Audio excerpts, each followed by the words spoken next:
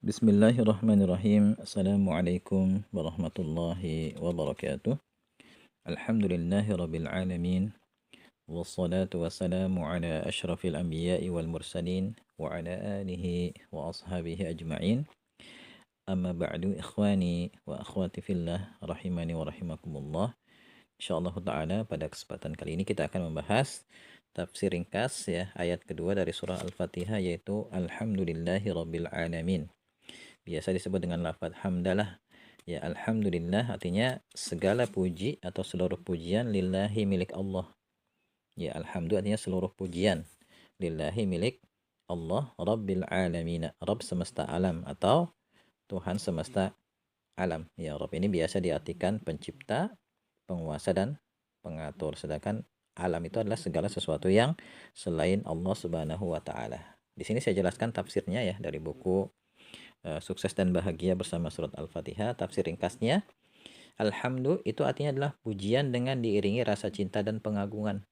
Jadi lafaz Alhamdu itu bukan pujian biasa ya, tapi pujian yang diiringi dengan rasa cinta dan pengagungan. Dan ini hanya milik Allah Subhanahu wa taala dan harus ditujukan hanya kepada Allah Subhanahu wa taala. Sedangkan pujian sendiri artinya adalah memberi sifat kesempurnaan kepada pihak yang dipuji. Itu maksud dari pujian. Dan dalam bahasa Arab, pujian yang diiringi rasa cinta dan pengagungan dinamakan dengan istilah hamdun.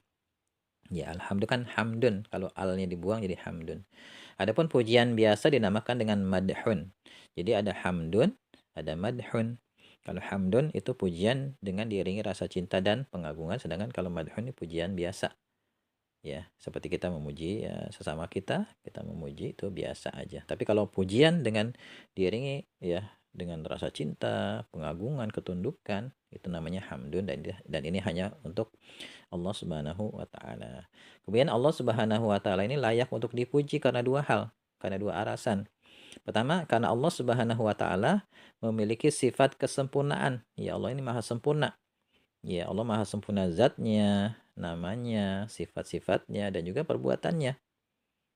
Ya, makanya layak untuk dipuji. Dan kalau ada makhluk yang dipuji karena sifat mulia yang ada pada dirinya, ya, maka pada hakikatnya pujian itu milik Allah Subhanahu wa taala dan akan kembali kepadanya. Ya, sebab Allah Subhanahu wa taala telah menganugerahkan sifat itu kepadanya. Kayak misalnya nih, kita memuji ada seorang anak masih kecil sudah hafal 30 juz Al-Qur'an, kita memuji dia luar biasa. Itu sebenarnya pujian itu kembalinya kepada Allah ya, karena Allah yang telah menjadikan dia bisa hafal Al-Qur'an 30 juz kan gitu ya. Atau misalnya kita memuji pemandangan yang sangat indah ya, itu kembalinya akan kepada Allah pujian itu karena yang telah menciptakan pemandangan itu ya Allah gitu. Kemudian alasan yang kedua ya karena Allah Subhanahu wa taala telah banyak memberikan kebaikan kepada makhluknya. Dan karunia Allah Subhanahu wa taala kepada makhluk ini tidak terhitung banyaknya nih. Ya, sebagaimana Allah Subhanahu wa taala berfirman, "Wa in ta'uddu ni'matallahi la tuhsuha. Innallaha laghafurur rahim." Dan jika kamu menghitung-hitung nikmat Allah, niscaya kamu tidak akan dapat menentukan jumlahnya, nggak sanggup kita ngitungnya. Karena saking banyaknya. Ya, sesungguhnya Allah Maha benar, ya. Sesungguhnya Allah benar-benar Maha Pengampun lagi Maha Penyayang. Jadi ini alasan kedua kenapa Allah itu layak dipuji. Karena Allah Subhanahu wa taala telah memberikan begitu banyak nikmatnya kepada kita. Kalau kita nih sesama kita aja nih, ada orang yang setiap hari ngasih kita duit misalnya 1 juta aja misalnya. Ya, saya yakin kita akan sering muji-muji dia kan. Masya Allah, antum baik banget gitu kan. Ini Allah yang setiap hari telah memberikan begitu banyak nikmatnya kepada kita. Tentu sangat layak lagi untuk kita puji. Bahkan harus wajib kita memuji Allah Subhanahu wa taala. Jadi, lafaz alhamdu ini mencakup pujian sekaligus ucapan syukur kita kepada Allah Subhanahu wa taala.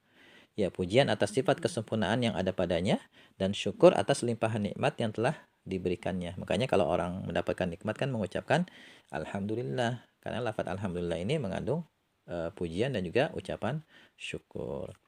Kemudian di antara makna Rabb, ya tadi kan Rabbil Alamin, ya makna Rabb adalah pencipta di antara maknanya ya. Karena Rabb ini memiliki banyak makna. Di antaranya adalah maknanya pencipta, penguasa, dan pengatur. Dan juga yang menghidupkan, yang mematikan. Itu makna Rabb. Sedangkan makna alam semesta, ya al-alamin itu alam semesta adalah segala sesuatu yang selain Allah Subhanahu wa taala itu alam. Ya, manusia, hewan, malaikat, semuanya alam. Gitu ya. Nah, ini tafsir ringkasnya nih. Kemudian pelajaran yang bisa kita ambil, ya ini sebagian pelajaran aja nanti pelajaran yang lebih banyak akan kita bahas pada bab tersendiri ya. Pertama pelajarannya disebutkannya lafadz Rabbul Alamin setelah lafadz Allah ya kan, Alhamdulillah dulu baru Rabbil Alamin kan gitu ya. Nah disebutkannya lafadz Rabbul Alamin setelah lafadz Allah menunjukkan bahwa Tuhan yang layak untuk disembah adalah Tuhan yang memiliki sifat-sifat ketuhanan.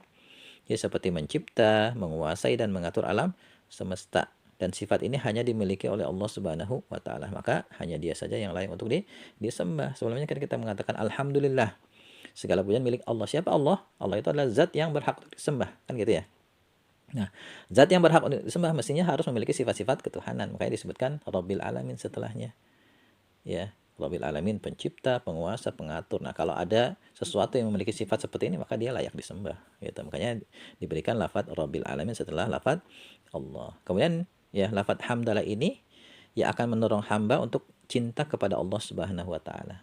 Ya, sebab Allah Subhanahu wa taala memiliki sifat kesempurnaan dan juga telah memberikan begitu banyak nikmatnya kepada kita semua, ya kepada hambanya. Ya, kalau kita nih sesama kita nih ada orang yang memiliki sifat yang luar biasa, kita tentu akan mencintainya. Kemudian juga ketika ada orang telah begitu banyak memberikan nikmatnya kepada kita, memberikan kebaikan kepada kita, tentu kita akan mencintainya. Nah, ini Allah yang memiliki sifat kesempurnaan, kemudian telah memberikan curahan nikmatnya kepada kita setiap hari, ya tentunya kita akan cinta kepada Allah Subhanahu wa taala. Jadi lafaz hamdalah ini akan mendorong kita untuk mencintai Allah Subhanahu wa taala. Ya, mungkin ini ya penjelasan ringkasnya, nanti detailnya akan kita bahas pada bab 9 ya. Insyaallah. Ya, wallahu a'lam bishawab. Subhanakallahumma wa bihamdika asyhadu an la ilaha illa anta astaghfiruka wa atubu ilaik. Assalamualaikum warahmatullahi wabarakatuh.